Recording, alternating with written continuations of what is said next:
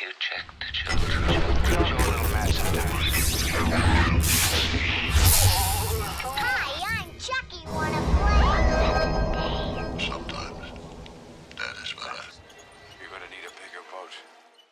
Hey everyone, welcome to the Horror Show. I'm Cecil Laird. Fuego here. And we are reporting live here from the Phoenix Film Festival and the International Horror and Sci-Fi Film Festival.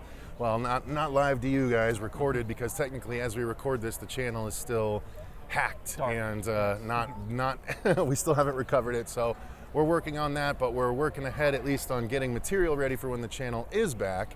So we are here seeing a bunch of unreleased horror movies like we always do, and at least that's an annual thing for us. Mm-hmm. Special shout out to Allied and Patrick yes. and of course Monty Yazzie for letting us come and cover the International Horror and Sci-Fi Film Festival every year. Also Jason Carney. And Jason Carney from Phoenix Film Festival as well. So we are very, very excited to discuss a movie that we want to make sure that everyone knows about. This is not out for wide release yet, but I have world premiere here. Yeah, its world premiere was here the night that we saw it, and it's something we really want to talk about. I mean, I saw a movie a good amount before other people a few years back, thanks to Monty and the IHSFF. Well, at least a recommendation from Monty that eventually was shown in the IHSFF, and that was One Cut of the Dead. And Amen. I loved that movie, and this is another one that I think people should be on the lookout for. So the movie we're talking about is called Gatlopp, One Hell of a Game. Yes, And subtitled. yes, indeed. So, well, no, I mean, that's the... That's the little like hyphen. Right, it's the log line of the movie. Yeah. Or not the log line, but the slogan. Yeah. So anyway, this movie is a lot of fun. It is very simply, if you had to boil it down, for me, the way it was explained to us is that it's Jumanji meets Saw. And I would say it's really closer to Jumanji with a sprinkling of Saw and a little bit of Stay Tuned from the 90s, with the John Ritter movie where they get sucked into the TV and have to go through TV shows. So there's a little bit of that, there's a little bit of Saw stuff, and it's mostly a Jumanji-esque movie in a thriller, horror sort of atmosphere.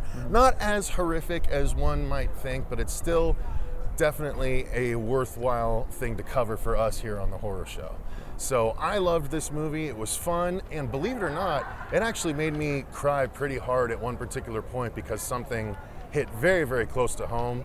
Very sad moment that was so well acted, specifically by the character. I can't remember what the actress's name is, but she plays Rumor in The Umbrella Academy. Emmy Raven Lampman, I believe. There you go. Yeah. So she was fantastic in this. To me, the only recognizable face, but everyone did a really great job. So it's basically, well, I'll get to the story in just a second, but yeah, my overall thoughts were I loved this movie. Gatlopp is one I walked out of and immediately wanted to tell people about. Yeah, man, I was a big fan of this film as well, and not just great casting. I recognized not just Ms. Lampman, but Jim Mahoney, who is the guy who is really kind of down and out in the film and has just gone through this breakup sort of situation and kind of is the pre-epitus for these old friends that haven't seen each other in a while, but that used to be really close getting back together. Yeah, he was great, and he also wrote the film too. Oh, nice.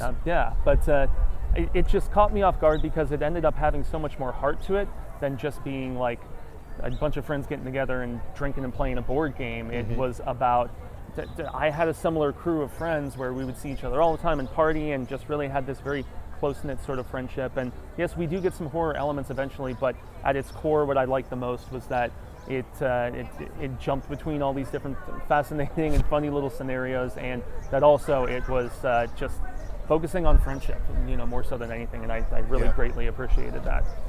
So again, like he said, the story is about this group of friends, and the reason they're all gathering is because this main guy that Fuego mentioned, he is breaking up with his long-term girlfriend, right? I don't know if they're getting divorced. Were they I'm married? trying to remember if they were married or if they were just Either long way, they time, were long time together in LA, and it all starts off when you find out he's selling his home. because they're talking about trying to finally paperwork, sign right? the Yeah. papers. Yeah. So they're trying to get a divorce. There's a really funny scene early in the movie where the guy is selling his house and he's talking to the new buyers. Oh yeah. So hilarious.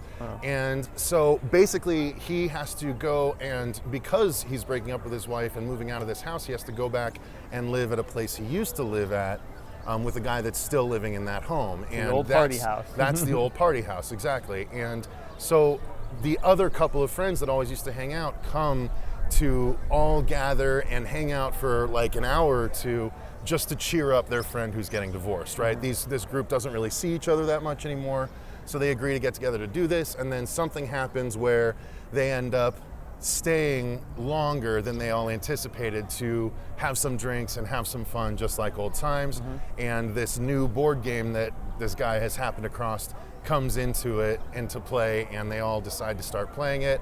And what happens when they start playing the board game, that basically you move your piece to a new space, and then you pull a card and read on the card. But basically every time they pull a card, the game is like speaking essentially directly to them and telling them what they have to do, you know, and it's basically kind of a souped up truth or dare game. And they have to be truthful or else there are consequences.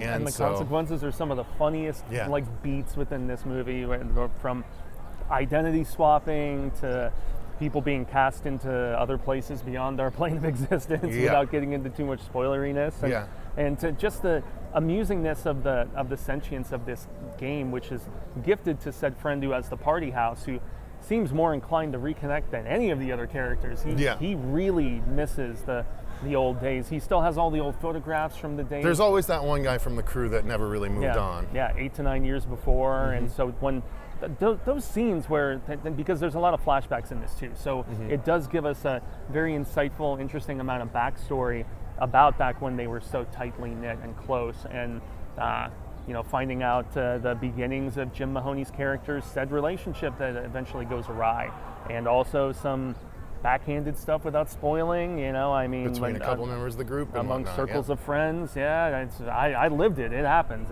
It's messed up, but it's very, very much a way of life in these sort of situations. A lot of people are going to be able to relate to someone in this movie.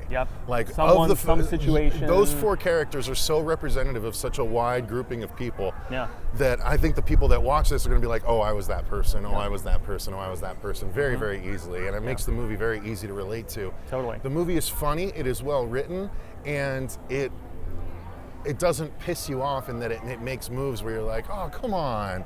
It's just an enjoyable ride the whole way. It's not overly long. I think it must have been like an hour and a half. Didn't feel like much longer than that, maybe which 140. is the sweet spot of runtime for me, especially for films of this nature that are a little bit more on the lighthearted side, but still, I mean, also brought some emotional weight at times too, you know, which just elevates 100%. everything. Like I said, I was blind. There's a couple of scenes that could necessarily bring about tears and sadness in this, but one scene in particular just caught me because it kind of comes out of nowhere, and it reveals something about a character that hasn't really done much revealing throughout the movie.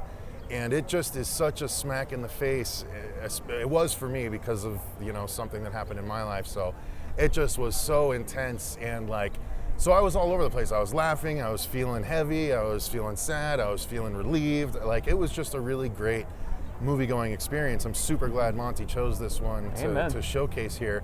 I do have to say the effects were really well done. It's not the highest budget movie, but it doesn't need to be with what they're doing. Everything that they use the effects for are used perfectly adequately for what they're trying to achieve, honestly. Yeah, and especially the opening credits sequence I thought was really cool, with the pieces moving around and everything.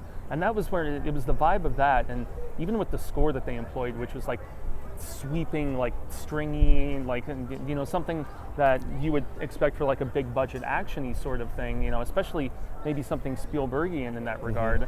It's where I realized this was going to be much more on the Jumanji side of things than on the Saw side of things. So don't go in expecting torture porny or anything of that nature, although there are some setups that really do have you uncertain and on the edge of your seat in that regard. And but yeah, I could just tell from the opening credits that this was going to be something more elevated and far different than I was expecting on paper. Yeah, 100%. So guys, whenever Gatlopp becomes available to you, definitely make time to check it out. Even if it's just for VOD and it only costs you like $7 or $8 to watch it, it's highly worth that amount of money for sure. Yeah. So, and it seems like the sort of thing that Shudder will most definitely be scooping up from the festival circuit. I feel like the same way. Yeah. I feel like that's almost a sure thing. If honestly, Or it does felt it a play little on bit more like a Prime or Hulu Netflix? thing. Yeah, It yeah. felt more like a Hulu thing, Yeah. considering Fresh was on Hulu, right? Yeah. I mean, not to because say it is has a to little be- more on the lighthearted Right, side, so, exactly. yeah. That's what I'm saying. So, yeah, in either way, it's going to be available, I'm guessing, at some point in this year, hopefully in the not too distant future.